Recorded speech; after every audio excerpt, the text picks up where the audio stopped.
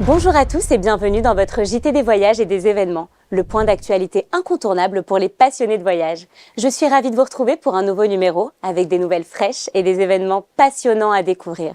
Au programme cette semaine, une évolution fascinante du transport aérien mondial, un outil innovant dans le secteur des activités touristiques.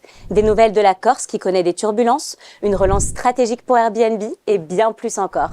Alors préparez-vous, c'est parti! Commençons avec un sujet brûlant pour tous les voyageurs. Les évolutions du transport aérien et la capacité des compagnies aériennes augmentent de 10% par rapport à l'année précédente. Une bonne nouvelle pour ceux qui souhaitent prendre l'avion à prix abordable. Et ce n'est pas tout. Les prix des billets baissent également dans de nombreuses régions du monde. En parallèle, les innovations technologiques se multiplient. Les compagnies aériennes n'hésitent plus à investir dans des avions écologiques et silencieux, ce qui change la donne pour l'avenir des transports aériens.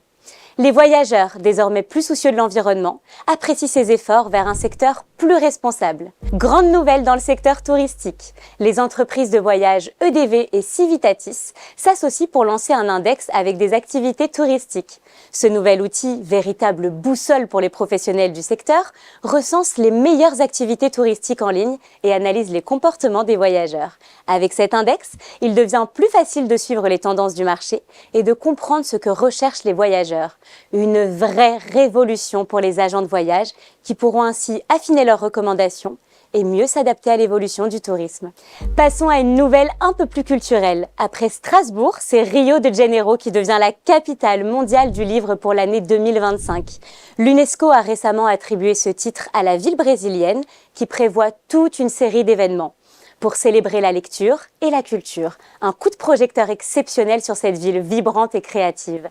Cette initiative est une belle opportunité pour les voyageurs de découvrir Rio sous un autre angle, à travers sa riche scène littéraire et culturelle. Une invitation à explorer ses bibliothèques, ses librairies, ses événements littéraires, tout en découvrant la diversité de cette capitale du livre. Changement de ton avec une annonce dédiée aux agences de voyage. Cunard, le leader des croisières de luxe, lance un challenge de vente spécial aux Caraïbes. Ce challenge qui se déroule du 1er mai au 30 juin permet aux voyageurs de gagner des récompenses intéressantes en fonction de leurs résultats de vente. Une belle occasion pour promouvoir des croisières de luxe dans des destinations paradisiaques. Ce challenge s'annonce comme une belle opportunité pour les agences de se démarquer et pour les voyageurs de découvrir des itinéraires exclusifs à bord de navires majestueux, un cadre idyllique, une offre haut de gamme. Un rêve pour les amateurs de croisière. Passons à une nouvelle plus préoccupante. La Corse, malgré sa beauté indéniable, connaît une baisse de fréquentation en ce début d'année. Plusieurs raisons sont invoquées. Des coûts élevés, une concurrence accrue avec d'autres destinations méditerranéennes et des conditions climatiques peu favorables. Les professionnels du tourisme insistent sur la nécessité de réagir rapidement. Des mesures sont mises en place pour redynamiser l'île, mais la question reste: comment attirer à nouveau les voyageurs en 2025 ? Une situation qui mérite toute notre attention et qui pourrait influencer la manière dont nous abordons le tourisme sur l'île dans les mois à venir. Et pour ceux qui rêvent de séjours tout compris et d'ambiance festive, TUI dévoile 10 nouveaux clubs, Lukea et Marmara pour l'été 2025. Parmi eux, 6 clubs Lukea dont 3 nouveautés, le Lukea Salambo en Tunisie, le Lukea Odyssey Resort à Djerba et le Lukea Royal Horizon Baobab au Sénégal. Et côté Marmara, on retrouve également 4 clubs, dont le Marmara Agadir Beach au Maroc, le Marmara Sicilia à Agrigente. Ces établissements promettent un excellent rapport qualité-prix, des animations francophones et des formules tout compris. Idéal pour les familles ou les amateurs de vacances sans souci. Une belle offre pour la saison estivale. En parlant de relance, Airbnb n'a pas dit son dernier mot. Pour se redynamiser face à la concurrence, la plateforme annonce l'acquisition de la célèbre application Hotel Tonight. Cette opération permet à Airbnb d'élargir son offre, notamment en proposant des hôtels de dernière minute aux voyageurs pressés. Mais ce n'est pas tout. Airbnb étoffe aussi son programme Expérience en créant des activités encore plus immersives et authentiques. L'objectif est clair, offrir aux voyageurs un accès privilégié à des moments uniques et mémorables, tout en s'imposant comme un acteur incontournable dans le domaine du tourisme. Et pour conclure cette édition, une immersion dans l'univers spectaculaire de Bollywood.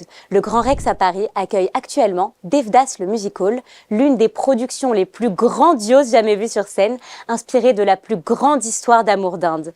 Un événement unique organisé par Live Nation France au cœur duquel notre reporter Kautar Mouhim s'est rendu. Elle nous ramène des images exclusives de cette fresque musicale envoûtante. Kautar Mouhim pour Trotters Inside. Coucou les Trotters, aujourd'hui je vous emmène au Grand Rex de Paris pour le spectacle musical Devdas.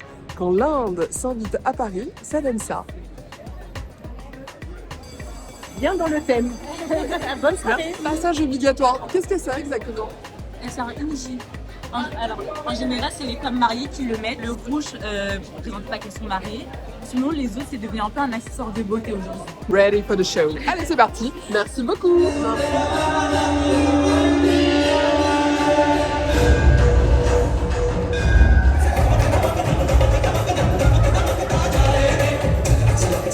C'est vraiment une belle surprise. Pour le coup, je m'attendais pas à grand chose. On m'a invité là ce soir au dernier moment. Et au final, franchement, c'est une très belle surprise. C'est très dynamique. Donc, on s'ennuie pas du tout. Moi, je connais pas trop la culture indienne et je suis venue un peu ici par hasard. Donc, franchement, c'est trop cool de découvrir ça comme ça.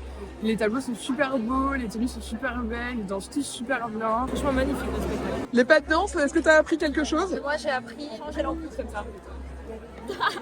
Toquer à la porte, mais en tournant les mains. Ça donne ça. T'as retenu quoi? Donner à manger au poules. Moi, j'ai retenu. Allez, l'ampoule. Et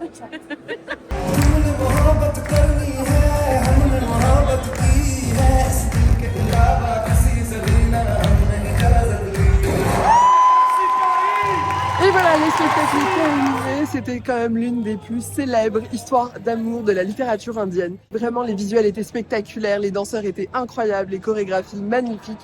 On a dansé, on a chanté, c'était vraiment mémorable. Je vous dis à bientôt sur Trotters Inside pour une nouvelle aventure. Ciao!